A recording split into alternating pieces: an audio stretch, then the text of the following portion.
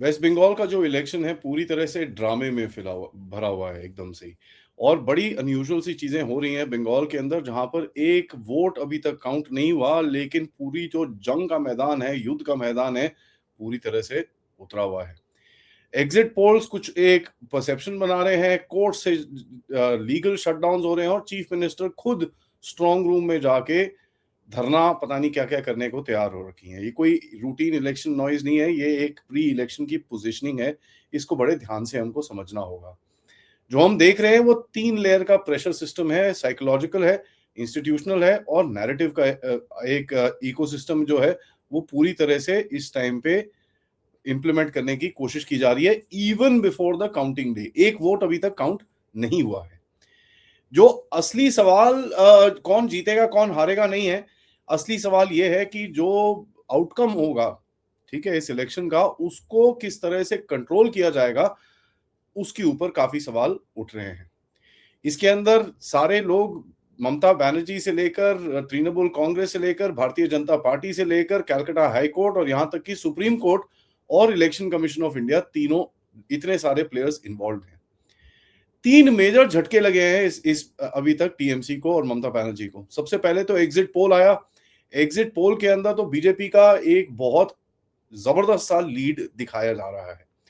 अब देखिए, exit poll ऐसा है कि इसके ऊपर काफी डिबेट चलती है कि साहब ये एग्जिट पोल को हमको विश्वास करना है कि एग्जिट पोल को हमको विश्वास नहीं करना है, क्योंकि एग्जिट पोल्स ने काफी हद तक, अगर आप 2021 के एग्जिट पोल्स भी देखेंगे, उन्होंने उस टाइम पे भी बीजेपी की एक लीड दिखाई थी, उस बहुत कम लोगों ने टीएमसी की लीड दिखाई थी, और बाद में पता ये चला कि टीएमसी एक्चुअली जीत गई है।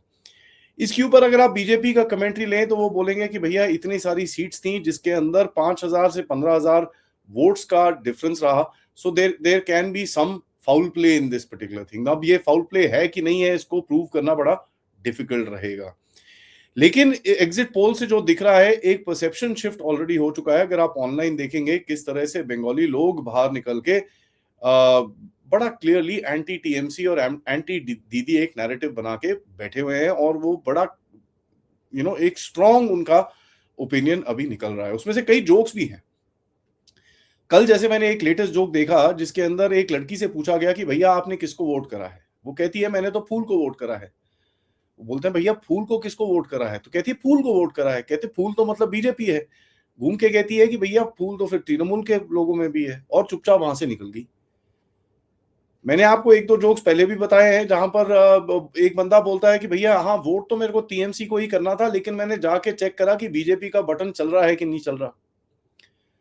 तीसरा मैंने सुना था जहां पर किसी से पूछा गया कि आप वोट किसको करेंगी, लेडी कहती है जी वोट तो हमारा सिर्फ टीएमसी को रहेगा, लेकिन जय श्री राम।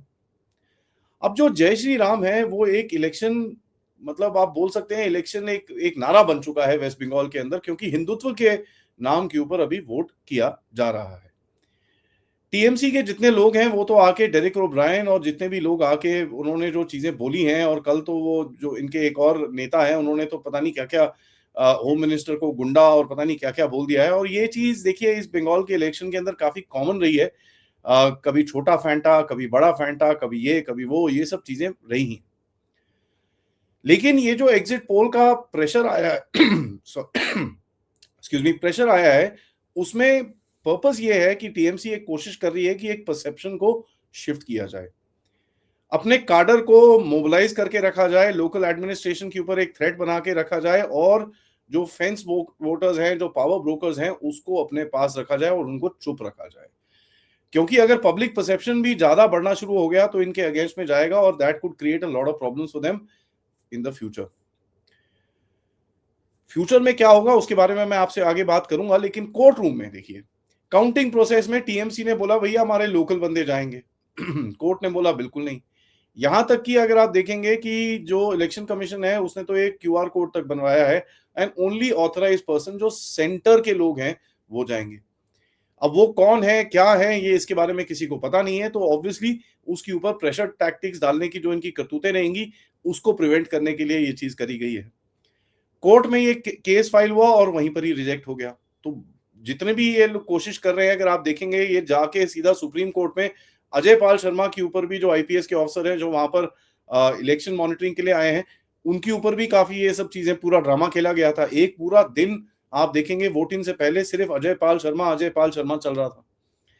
तो काउंटिंग सिस्टम जो है वो स्टेट लेवल इन्फ्लुएंस से बाहर रखा गया इलेक्शन कमीशन की तरफ से, और सेंट्रल एडमिनिस्ट्रेटिव लेयर इसके अंदर डाली गई है, और इससे इनको खतरा है। कहते हैं कि जी ये तो धोखेबाजी करेंगे।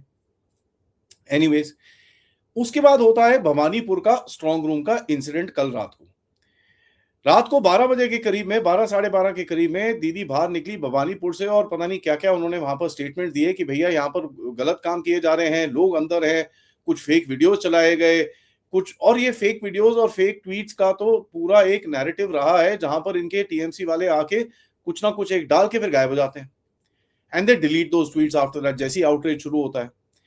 तो ममता बनर्जी वहां पर गई ईवीएम स्टोरेज के साइट में, और वहां पर बड़ी इरेगुलरिटीज की चीजें इन लोगों ने बोली। ईसी की तरफ से बोला गया भैया ये तो रूटीन है, ये सब बकवास है, कोई इसके अंदर कोई गेम नहीं है, और बिल्कुल भी हम इसको मानते नहीं हैं।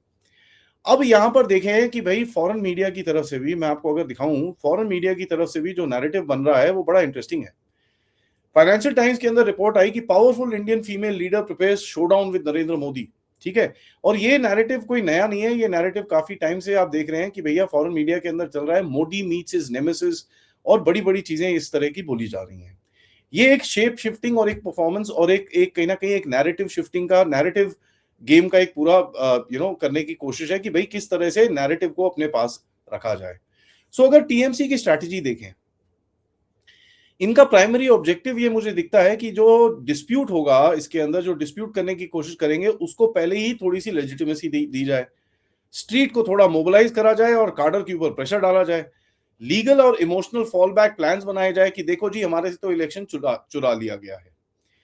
इसमें ईवीएम के सस्पिशन के ऊपर पूरा एक नैरेटिव बनाया जाएगा। स्ट्रांग रूम जब ममता बनर्जी ने जाके ये जो करा है, this is an optic that is being created, और एक emotional mobilisation, Bengali identity versus outsiders, जिसके ऊपर इन्होंने पिछला इलेक्शन लड़ा था और ये जीत गए थे। इस बारी ग्राउंड में वो रेजोनेट नहीं कर रहा है। एंड गेम ऑप्शन क्या है इनका कि भैया अगर नैरो लॉस हो तो डिस्प्यूट करो, प्रोटेस्ट करो और दंगा करो। अगर नैरो विन है तो declare moral victory over the system, और अगर बड़ा लॉस हो तो भैया पूरी तरह से लेजिटिमेसी के ऊपर क्वेश्चन कर दो, जिसके ऊपर स्टोरी जाती हुई दिखती है। बीजेपी की स्ट्रैटेजी है कि भैया इस समय पर इंस्टीट्यूशंस को प्रोटेक्ट किया जाए, नैरेटिव को कंट्रोल किया जाए काउंटिंग डे पे, और बिल्कुल भी पोस्ट रिजल्ट केओस को कंट्रोल किया जाए सेंट्रल एजेंसीज की तरफ से। जहां पर एग्जिट पोल को काफी एम्पलीफाई किया जा रहा है बीजेपी की तरफ से, वो दिख रहा है हमको। सेंट्रल स्टाफ को डिप्लॉय किया जा रहा है, और लीगल शील्डिंग काफी हद तक इन्होंने कोर्ट में जो लॉफेयर है काफी अच्छी गेम खेली है बीजेपी में, ये आपको देखना पड़ेगा। प्लस ग्राउंड लेवल का जो नैरेटिव है इस बारी, और बीजेपी नॉर्मली नैरेटिव में बड़ी खराब होती है, और इनका जो जो क्या नाम है इंफॉर्मेशन वॉरफेयर का स्ट्रक्चर है वो बड़ा खराब है, लेकिन इस बारी they have actually done really really well. इन्होंने जितने नैरेटिव्स इन लोगों ने लगाए, they have always been on the aggressive, और ये पीछे कभी डिफेंसिव पे दिखे नहीं है। They have always had that edge, एक एक एज फॉरवर्ड करके इन लोगों ने हमेशा गेम खेला है, एक फ्रंट फुट पे आके इन लोगों ने गेम खेला है, which is very very interesting and very very fresh to see from the BJP perspective. Structural factors क्या है इसके अंदर, जहां पर जो दिखते हैं इस इलेक्शन में, जो डेमोग्राफिक फ्रेगमेंटेशन हुई है, हिंदू कंसोलिडेशन हुई है, और माइनॉरिटी ब्लॉक वोटिंग, जिसके ऊपर हमने काफी सारे वीडियोस देखे हैं, जहां पर मुस्लिम महिलाएं आके काफी बड़े बड़े स्टेटमेंट्स दे रही हैं। बॉर्डर डिस्ट्रिक्ट्स बहुत सेंसिटिव हैं इस समय पर, एंड ये चीज एक मैं बहुत टाइम से फ्लैग कर रहा हूं कि चाहे बीजेपी जीत जाए, और अगर ममता बनर्जी की टीएमसी बॉर्डर डिस्ट्रिक्ट्स में जीती रही, तो आप उसको जरा बांग्लादेश से कंपेयर करेंगे तो आपको दिखेगा कि बांग्लादेश के भी बॉर्डर डिस्ट्रिक्ट के अंदर जमाते इस्लामी बैठी हुई है, और यहां पर भी अगर ऐसा कुछ होगा तो यहां पर गड़बड़ होने के काफी चांसेस हैं। एंड यहां पर मैं सबको एक वार्निंग बड़ी क्लियरली देना चाहता हूं, बीजेपी का वहां पर आना और मोदी साहब की तरफ से सरकार बनाना, इसका मतलब ये नहीं रहेगा कि झटके में सब कुछ ठीक हो जाएगा। 2-3 साल मिनिमम लगेंगे। एक एक चेंज के ऊपर सड़क पे धरने, प्रदर्शन, लॉकडाउन, पता नहीं क्या क्या करे जाएंगे यहाँ पर, और ये एक लॉ एंड ऑर्डर का और एक स्टेट को डिस्टेबलाइज करने की पूरी तरह से कोशिश की जाएगी। कार्डर वर्सेस कार्डर वॉरफेयर आप देखते हैं जिस तरह से लड़ाई झगड़े और मारा पिटी और ये वो चीजें वहां पर चलती है, एंड वायलेंस की रिस्क आप स्पाइक होते हुए देखेंगे इसमें। मेरे हिसाब से अगर ज्यादा वायलेंस होता है तो यहाँ पर कर्फ्यू लगा के ही आपको रिजल्ट निकालना पड़ेगा, या रिजल्ट के बाद आपको कर्फ्यू लगाने की जरूरत पड़ सकती है। कहीं ना कहीं अगर आप देखेंगे स्टेट की जो मशीनरी है, जो बाबू हैं, वो टीएमसी के साथ कंट्रोल में काफी टाइम से है, तो उनके जो जो बंदे हैं वहां पर वो तो रहेंगे। तो जब भी बीजेपी कुछ करने की कोशिश करेगी उसके अंदर बाधाएं ये लोग जरूर डालेंगे। तो एक काफी एक टफ सा सिनेरियो है। और यहां पर अगर आप देखेंगे बीजेपी अगर जीतती है तो एक जो रीजनल पार्टी है जिसके अंदर दो मेन पार्टीज इस जो ऑपोजिशन में, एक तो थी आम आदमी पार्टी, उसको तो इन्होंने साइड कर दिया है। दूसरी है डीएमके जिसके अगेंस्ट में ये वॉर लड़ रहे हैं, जिसके ऊपर अलग बात कर सकते हैं हम लोग। तीसरी है AITC which is the all India Trinamool Congress, जिसमें ये तृणमूल कांग्रेस अगर टूटती है तो इसका ममता बनर्जी का वापस आना पॉलिटिक्स के अंदर बहुत डिफिकल्ट हो जाएगा। अगर टीएमसी जीतती है तो क्या होगा कि एक जो strongest non Congress opposition leader बनके वो बाहर निकलेगी और फेडरल रेजिस्टेंस की तरफ से बाहर निकलेगी और यहां पर आके वो राहुल गांधी तक को चैलेंज कर सकती है। तो एक बड़ा बड़ा गेम है और यहां पर ये जो पूरा इसका जो रिजल्ट आएगा इसके बाद एक बहुत जबरदस्त सा गेम आगे बाहर निकलने वाला है। तो जियोपॉलिटिकली अगर आप देखें, आज बांग्लादेश की तरफ से काफी प्रोटेस्ट किया जा रहा है कि आप पुशबैक कैसे कर रहे हैं, ये कैसे कर रहे हैं, क्योंकि टीएमसी के कुछ अकाउंट्स ने और वेस्ट बंगाल के बैठे हुए कुछ अकाउंट्स ने वो हेमंता विश्व शर्मा का जो एक मीडिया चैनल के साथ इंटरव्यू है जहां पर उन्होंने ऑपरेशन पुशबैक की बात करी है, उसको काफी हाईलाइट करा है। कल से बहुत ज्यादा हाईलाइट करने की कोशिश करी है और ये इनका एक और तरीका है अपना कार्डर मोबिलाइज करने के लिए जो इलीगल्स अभी भी वहां पर बैठे हुए हैं, कि भैया आप देखिए हम आपके लिए लड़ रहे हैं और आप जब हम बुलाएंगे आपको आके हमारे लिए लड़ना पड़ेगा। तो एक बहुत ही इंटरेस्टिंग लेकिन बहुत ही डेंजरस सा सिनेरियो यहां पर निकल रहा है, जहां पर पोस्ट पोल वायलेंस, लेजिटिमेसी के ऊपर पूरी क्राइसिस, एडमिनिस्ट्रेटिव ब्रेकडाउन और स्ट्रीट मोबिलाइजेशन के ऊपर कोशिश टीएमसी की काफी है। और बीजेपी भी इस समय पे ऐसी दिखती है कि ये भी पूरी तरह से तैयार है इस पूरी चेंज के लिए। ममता बनर्जी स्ट्रांग रूम क्यों गई? इंस्पेक्शन के लिए नहीं गई, वो एक नैरेटिव पोजीशनिंग के लिए गई। ईवीएम कॉम्प्रोमाइज है? नो, ठीक है, बिल्कुल भी नहीं, क्योंकि ईवीएम को कॉम्प्रोमाइज करना is like compromising a calculator. There is no confirm breach, there is nothing, but एक नैरेटिव बनाने में और एक झूठ बेचने में ये लोग काफी माहिर है। और ये तो आपने देखा ही है पूरे देश के अंदर जो ऑपोजिशन है वो तो ईवीएम ईवीएम हमेशा रोती है। एग्जिट पोल का जो इंपैक्ट रहा है, और कई तो यार बड़े फैंटास्टिकल फिगर्स बता रहे हैं, कोई 190 बता रहा है, कोई 230 बता रहा है, कोई कुछ बता रहा है। आई मीन एक ऑफिशियल एग्जिट पोल में 230 नहीं देखा, लेकिन कई लोगों ने ऑनलाइन कैलकुलेशन करी है, कई तो 230 240 250 तक बता रहे हैं बीजेपी का।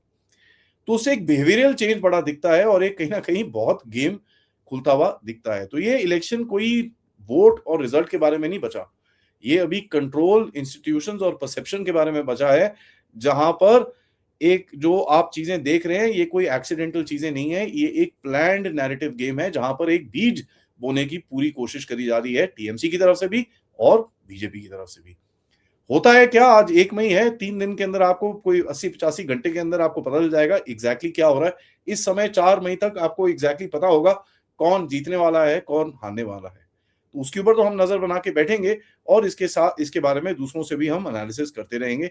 लेकिन कल रात का जो ये ड्रामा है जिसमें नैरेटिव फ्रेमिंग की एक पूरी कोशिश करी गई है, इसको कॉल आउट करना थोड़ा जरूरी था, तभी मैंने ये वीडियो बनाया है। Thank you for watching this. Video को लाइक करिए, सब्सक्राइब करिए and share this with your friends and families. End of course अगर आप इस चैनल की तरफ कंट्रीब्यूट करना चाहते हैं, do that using the QR code या पेपैल या सुपर स्टिकर सुपर चैट्स। मिलते हैं थोड़ी देर में क्रैकडाउन के साथ, जहां पर बहुत सारी चीजें आपको बतानी है, क्योंकि एक देश भर में हार्ड क्रैकडाउन शुरू हो चुका है। नमस्कार, जय हिंद, जय भारत।